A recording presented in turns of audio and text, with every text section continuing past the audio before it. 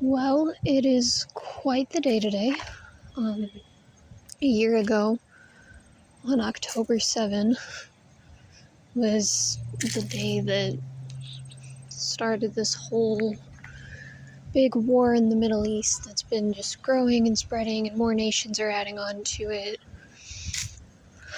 All because a year ago, Hamas attacked out of fear and worry about these red heifers that were sent from Texas to Israel as potentially, as someone consider, hopefully, the red heifers that will be used, they only need one, but red heifer that will be used as the sacrifice to kick off the building of the temple in Israel, which just causes a whole spark of messes in that region, because the place where they want to build the temple, where I think there's a whole group of Jews who are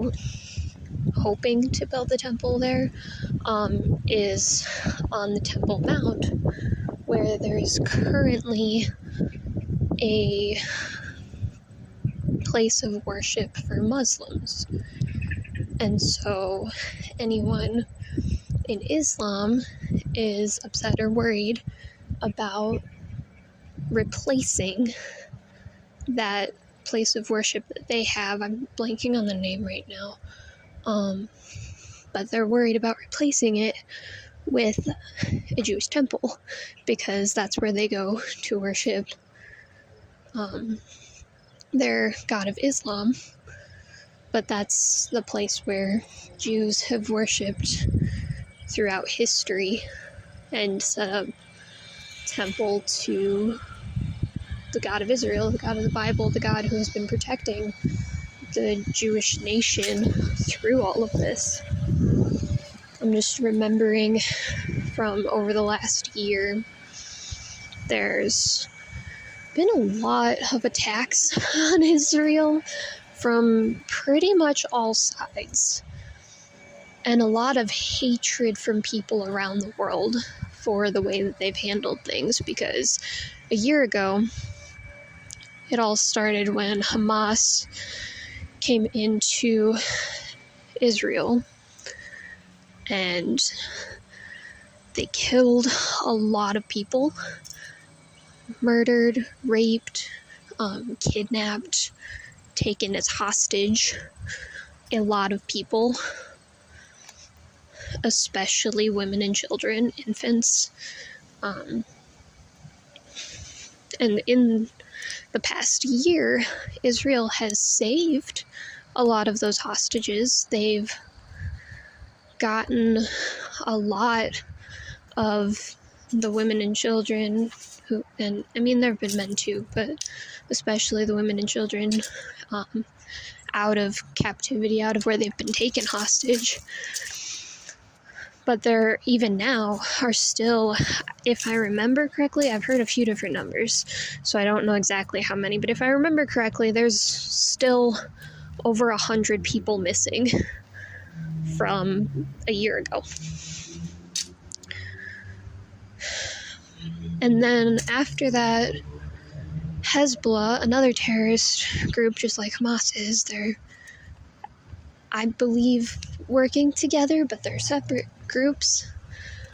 Hezbollah has also been attacking Israel, and Israel, in the past few weeks, has really just taken out a lot of Hezbollah, a lot of their leadership. They attacked by blowing up their pagers. Like, Israel somehow managed to implant explosives into their pagers and into their technology that they've been using to communicate, to kill and injure several of these terrorists. And they've killed several of the leaders of Hezbollah a little over a week ago. I think it was like a week and a half ago now.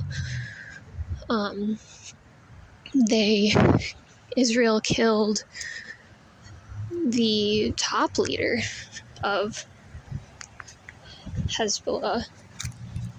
They somehow figured out his location. I think if I remember correctly, they had somehow found a way to track him through someone like shaking his hand, and then whatever they left on his hand at the handshake was how they tracked his location, so they knew exactly where to send in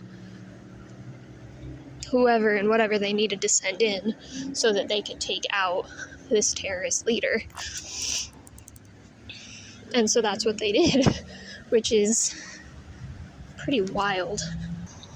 And then now Israel is also fighting in Lebanon to continue to defeat Hezbollah, as they've also been fighting Israel.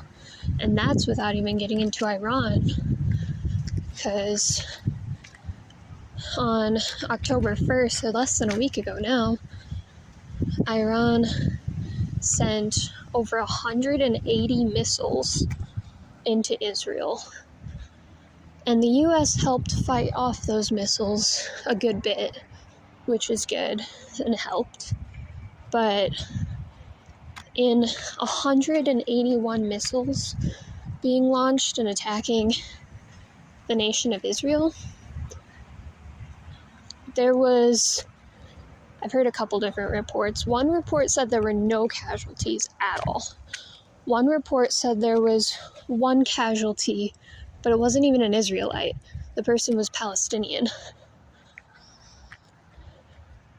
And that's when missiles are being launched and they're landing. It's a miracle that no one died from them, or that only one person died. Because realistically, Israel's not that big of a nation. Like, you could pretty much compare them to the size of New Jersey as a whole. The whole nation of Israel is about the size of New Jersey. And if 181 missiles had been launched into New Jersey, imagine how many people would have been expected to die. Even if not all of those missiles landed, even if a bunch of them were stopped in the sky, it's still just mind-boggling. And it can only have been God that protected all of the people who live in Israel. There's no other answer. It had to have been God. And some people will say, well, there is another answer, like Israel has really strong defense and the US helped, and it wasn't like, I don't know, there were ways that they, of course, could have stopped all of this, but like, realistically, how would that have gone anywhere else? How many people have died from a single missile being fired? I don't know.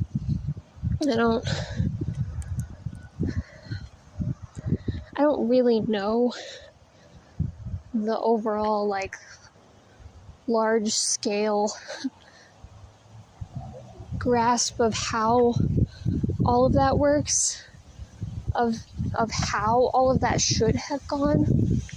But I know that the fact that no one died from 180 some missiles being launched into a nation the size of New Jersey is an act of God. And the fact that Israel, again, a nation, it's not very large in the grand scheme of things, has been fighting on the Western Front against Hamas, on the Northern Front in Lebanon and against Hezbollah, and on the Eastern Front against Iran, because they've been defending themselves, and they've said, I believe the Prime Minister of Israel has said that what Iran has done with all the missiles, like, that's not just going to go unnoticed. They're going to act accordingly in response. The U.S. doesn't approve and doesn't want Israel to attack Iran, especially their nuclear facilities, because the U.S. has actually been giving money to Iran for those things. But I guess we'll see what happens, because it's been a crazy year, and it's only getting crazier, because a lot of the stuff that I know about has only just happened in the last few weeks, aside from the attacks a year ago.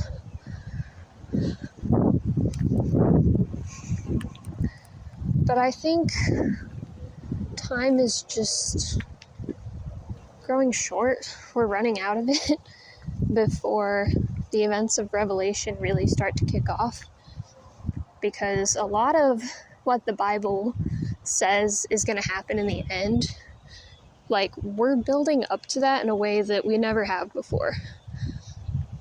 Never in history. But also a lot of people have said, like, in my lifetime, I've never seen it like this. And they've lived for much longer than I have. I'm only in my 20s. But there are people in, like, their 60s and their 80s who are saying, yeah, I've never seen things this bad. And that's not to say that there isn't still good, because there absolutely is still good. But it is to say that the world is turning in a different direction than it has in the past, and it's happening pretty quickly. Part of that, I think, is all the technology, which, I mean, I grew up with a lot of technology, but even just in my lifetime, like, when I was a kid, not everybody had a cell phone. And now, so many people have cell phones that, like, you see 6-year-olds walking around with their own phone, and that's just bizarre to me. But in my lifetime, we've seen the crazy advancements in computers, because not every household had a computer either when I was growing up, and not every household does now, but they're pretty readily available. Like, you can go to a library and use a computer, and a lot of computers have come so far, and they're so advanced now that you can, like, use your finger to touch the screen and do stuff. You don't have to wait forever for it to turn on and load and hear the awful noises that it makes as it's trying to turn on. Like, it's come a very long way in a very short time, and it's advancing faster, especially with all the AI, because that's just not something we've ever had on a large scale and been exposed to on a large scale, and now it's happening. And the world is so divided now, but a lot of people in leadership in different countries, in the UN, the Pope, like, all sorts of people are talking about world peace and safety. And I mean, Jesus warned, like, you can tell when the seasons are starting to change. You can tell when, like, he didn't use this exact example, but it's the one that comes to my mind. You can tell, like, when the leaves start changing, that fall is coming and cooler weather is coming and winter is approaching. Like, you know the season. You can tell, you can feel it in the air when it's gonna rain. It's not like you spend all day outside and you're like, nope, not gonna rain today, and then all of a sudden it's a downpour. Like, that's happened, but usually you can feel it in the air. You can tell there's clouds overhead, not it's blue skies and all of a sudden thunderstorm. Like, there are signs that you can tell when something is coming. And we're in a time and in a place in this world where a lot of the stuff in the end that's described in the end times is, the term that keeps coming to my mind is vastly approaching, and I don't really have a good understanding of what that's supposed to mean, because I wouldn't use the word vastly to describe something approaching. Like, it's quickly approaching is what I would think, but it keeps coming into my mind, vastly approaching. And I think that's because it's approaching on such a large scale all over the world. All over the world, people are becoming divided more and more. I feel like it's been happening like on a larger scale and like grander since 2020, personally. But it's really been ramping up, and it's been a lot more than it ever was growing up that I knew of. Maybe I'm wrong. I'm still fairly young, but just around the world, there's been a lot more divisiveness than in my life. There's the war in Ukraine and Russia. That was another one. I didn't know until I think it was when Israel started going into Lebanon. Russia warned them to stop. And that really caught me off guard a little bit. Not off guard. I shouldn't have been surprised. Because in Ezekiel 37, 38, 39, it talks about this war of Gog and Magog. And most people that I've heard talk about it say that Russia is that Gog and Magog region area, the people that will come and attack Israel from the north. And then they warned Israel not to go into Lebanon and told them to stop when they were in Lebanon. And, Israel didn't listen to them, so I suppose it's only a matter of time before Russia actually does something about that. But we'll see. It's one of those things that's got me thinking about, how long do we actually have left here? With all of the various, earthquakes and natural disasters, all the poor people who just dealt with a hurricane, and now there's another major storm coming in through Florida, and I'm just looking at all of this how much longer? Because it's kind of been getting worse and worse pretty quickly. And I feel like when major things in the world happen, people used to talk about it, and now there's just so many major things in the world happening that you can't keep up. And so nobody's really talking about them. At least that's my experience. There are people who talk about them, but you have to go looking. It's not all over your news feed, like when Russia first attacked Ukraine. It was all over my news feed. It was all over everything. But it's been getting less of that, I think. But at the same time, everything's happening so quickly, it just makes me wonder, because Jesus talked about birth pains in Matthew when he's talking to his disciples about the signs of his coming. He says there will be wars and rumors of wars and earthquakes in various places, and that those are the beginning of the birth pains. Well, the thing about birth pains is they start kind of far apart. They start slow as an indicator, hey, it's coming, but you're not quite there yet. And then they get closer and closer together. And they start happening more intensely. It's a faster pace. Everything just kind of starts picking up until the birth actually happens. And I think that's what Jesus meant by that when he said there would be birth pains, that things would be ramping up quicker and quicker, That's kind of how it feels right now. So, I don't know what you've been thinking. That's just kind of what I've been pondering lately. So, just waiting for whatever happens next, keeping an eye out, because Jesus says when you start to see these things, look up. Redemption is near. He's coming. So I'm gonna keep on pondering and look up, because it's coming soon.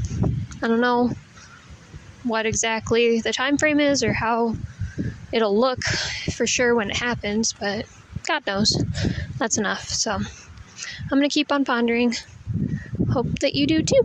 See ya.